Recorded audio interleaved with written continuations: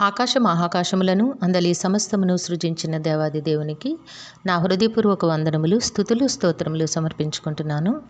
అందరికీ శుభోదయం. ఇది నా మహోన్నతుడైన దేవాది దేవుడు నీ కొరకు సిద్ధపరిచిన వాక్కు. తండ్రి నాకు అనుగ్రహించిన వారందరూ నా యొద్దకు వత్తురు. నా యొద్దకు వచ్చు వానిని నేనెంత మాత్రమును బయటికి త్రోసివేయను. దేవుని నామమునకు మహిమ కలుగునుగాక. ఈ మాటలు యోహాను సువార్త 6వ అధ్యాయము 38వ వచనములో వ్రాయబడి ఉన్నవండి. ప్రియమైన నేస్తమా, నీ దేవాది దేవుడి దినాన నీకిస్తున్న వాక్కు ఏమిటి అనగా, నీవు ఏమై ఉన్నావో, ఎందు నిమిత్తమైతే, ఎవరి ద్వారా అయితే నీవు రక్షింపబడి ఉన్నావో ఆ సంగతిని నీకు దేవాది దేవుడు తెలియపరుస్తూ ఉన్నారు.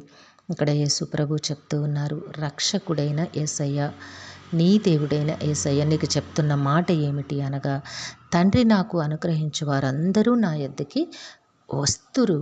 ఎందుకంటే ఇవాళ నువ్వు దేవునిని నమ్మావు. ఏమని నమ్మావు?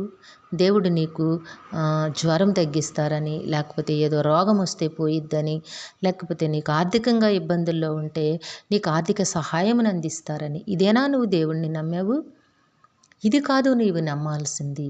యేసు ప్రభువు నీ రక్షకుడని, నీ సమస్త అపరాధములను మన్నించి, నిన్ను రక్షించి, నీకు నిత్య జీవమును అనుగ్రహించి, నిత్యము దేవుని సమక్షములో నిన్ను జీవింపచేసే అట్టి ఉన్నతమైన వైభోగమును నీకు అనుగ్రహిస్తారని నువ్వు నమ్మాలి.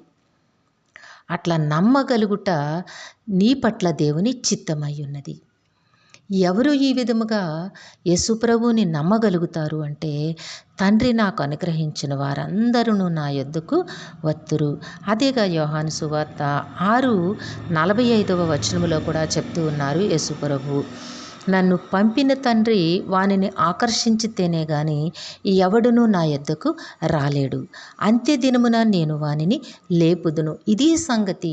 నువ్వు యేసు ప్రభు దగ్గరికి వచ్చావు అంటే అంత్య దినమున లేపబడుట కొరకు, నిత్యము దేవుని రాజ్యములో, ఆ స్వర్గములో నీవు సంతోషముగా దేవునిని ఆరాధిస్తూ ఘనపరుస్తూ జీవిస్తావు. దాని కొరకు నీవు యేసు ప్రభు దగ్గరికి వచ్చావు, తీసుకొని రాబడ్డావు.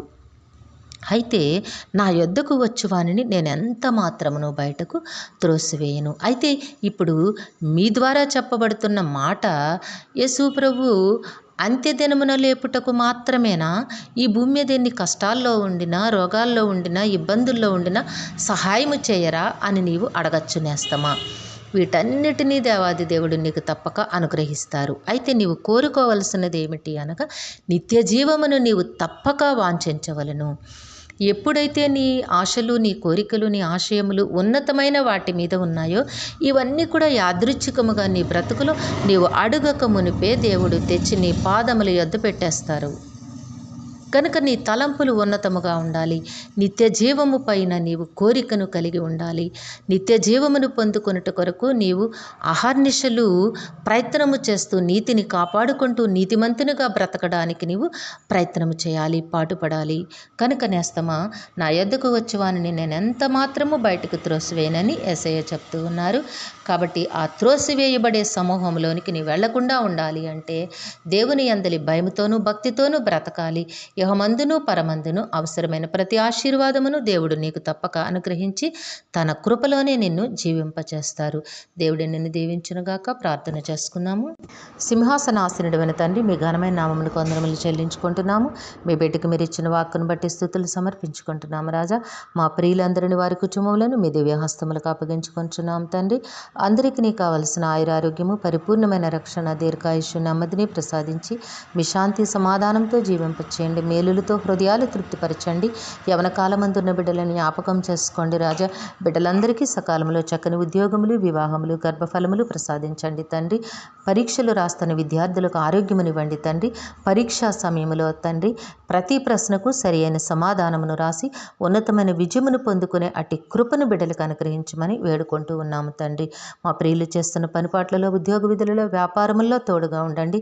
రాకపోకల్లో తోడుగా ఉండి ముందు వెనుకలు కుడి ఎడమలు మీ దూత భయభక్తులను కాపుదలుగా ఉంచి నడిపించమని సమస్తమును మీ దివ్య హస్తములకు అప్పగించుకుంటూ ఈ ప్రార్థన యేసయ్య నామములో అడిగి వేడుకొనుచున్నాము తండ్రి. ఆమెన్. జీవాధిపతి అయిన దేవుడు మీ కుటుంబ జీవితంలో ఉన్నతమైన ఆశీర్వాదములు అనుగ్రహించి మిమ్మును ఆయన నామమహిమ కొరకు జీవింపచేయునుగాక.